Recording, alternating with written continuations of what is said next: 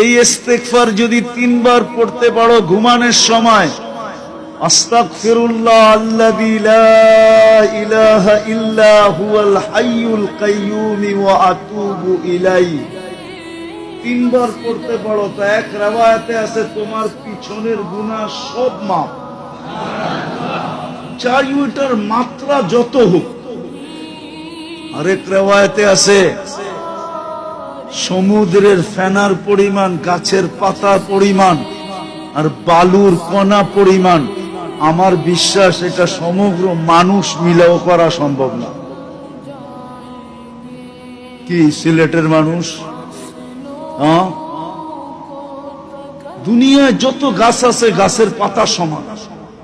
সিলেটের গাছ না, বাংলাদেশের গাছ না। এতটুক গুণা তো সমগ্র সৃষ্টি মিলা করো সম্ভব কিনা আমি জানি না। সমুদ্রের ফেনা সমান, বালুর কণা সমান, যে 3 বার করবে মাফ।